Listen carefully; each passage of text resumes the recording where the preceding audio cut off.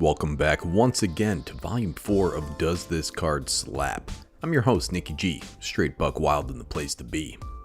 So if you are unfamiliar with this series, it's where I take dudes in my Discord, right? I tie them down and I extract the most slapping cards from their very minds. Then tell them if those cards slap. I've got a couple hundred bros in there and you're welcome to get in the Discord too, man. Like and subscribe to the channel. If you want to support directly, get on over to the Patreon. I have some really kind folks in there. You can ask me any one question and I will answer honestly. Zach G asked, are aliens real? Yes, they're real, and I am actually an alien. You know, I gleep glorp every night, usually with someone's mother.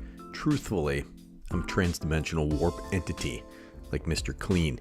He suddenly appears, you know, he cleans your house while your wife is home alone and you're at work. Suddenly there's a little bald baby running around. Is that a coincidence? I think not. Alright, let's start this right off with Phyrexian Infiltrator. 2 and a black creature Phyrexian minion. It's a 2/2. Has 2 blue exchange control of Phyrexian Infiltrator and target creature. This effect lasts indefinitely. Okay man, this card is absurd, dude. You mean to tell me that big blue praying mantis looking guy was pretending to be a Llanowar elf? That's silly. But in any case, this card rips, dude. This was the face card of a 60 card pre-con deck back in the day, unless my memory has failed me. It's an interesting little guy, not sure who suggested this, but I love it, man. Go ahead and take somebody's commander. Now, they can take it back if they have 2 blue mana, but if they don't, kind of screwed. And this one is from Rk9 Zur's Weirding. 3 and a blue for an enchantment. Players play with their hands revealed. If a player would draw a card, they reveal it instead. Then any other player may pay 2 life. If a player does, put that card into its owner's graveyard. Otherwise, that player draws a card, dude. This is kind of a crazy effect, especially if you're behind. You know, everyone will start looking for answers to whatever the threat is. Bidding life based on board states. You know, other people, they can say, oh, I'm going to pay 2 life to put that in your graveyard. Seems like fun. But probably only for about 5 minutes or so. Small slaps on this card.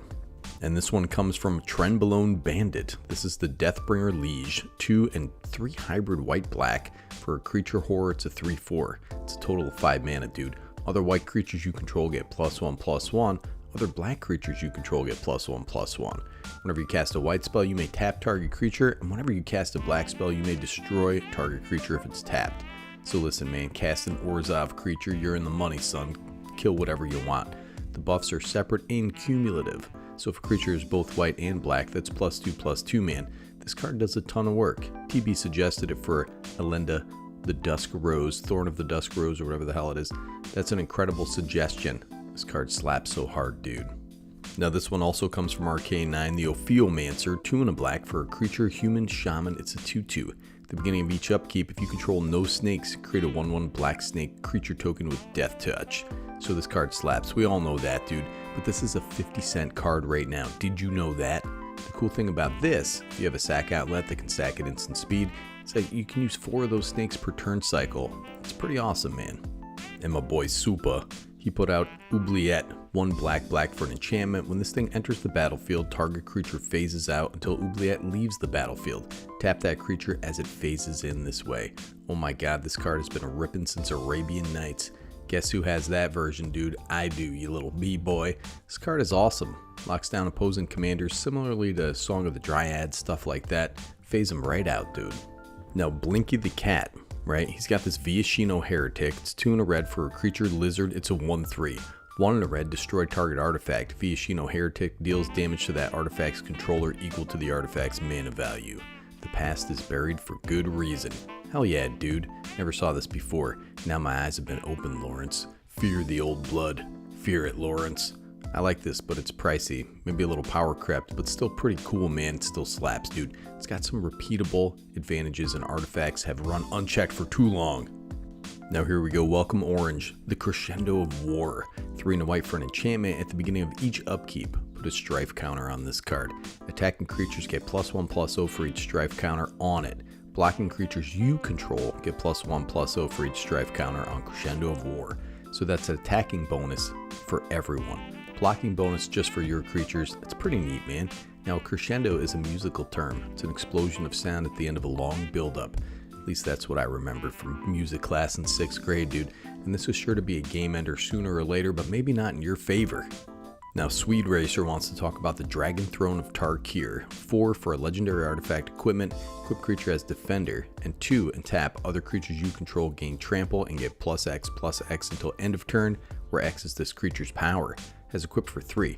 This is a good card, man. This can be a really massive buff, but really needs to be able to cheat some of that cost, otherwise you're paying 9 mana for 1 activation. This is pretty slaptacular though, man. Hang on, hold on, dude. I'm getting a report that this guy slaps from Professor Pancake. The professor's in the house. Colonel Autumn. 1 white and black for a legendary creature, human soldier. It's a 2/3 with lifelink and exploit. Other legendary creatures you control have exploit. Whenever a creature you control exploits a creature, put a +1/+1 counter on each creature you control.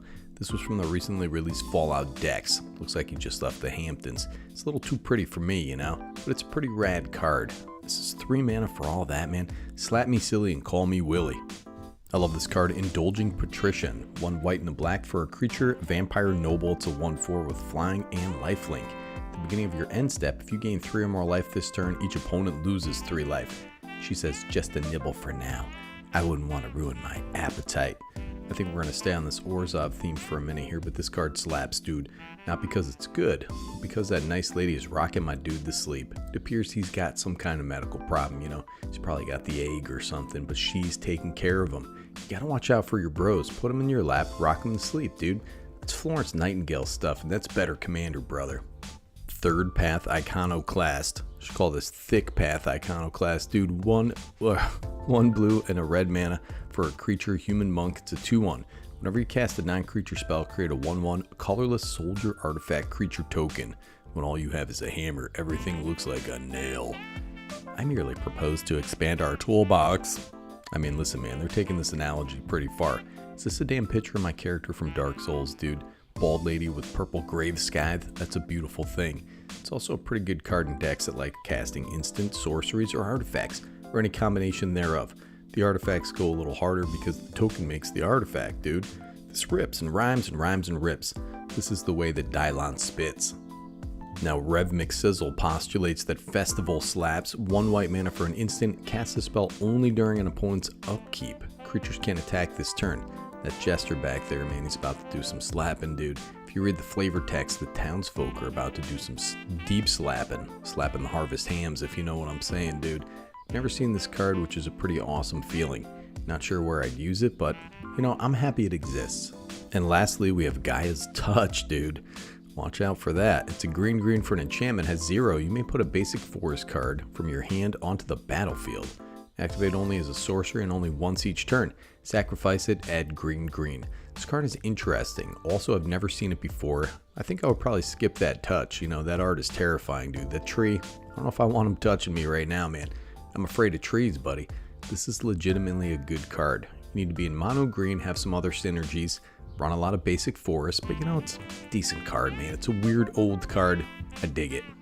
Alright, so that's enough for today, man. My head is spinning here, dude. So many cards. These guys are fast and furious in there with these damn cards, man. So hop on in there. Don't forget to be present in your life, man. Take time to really connect with a loved one today. Or if you're alone tonight, connect with a woodland creature like a squirrel, something like that, man. Connect with some living being.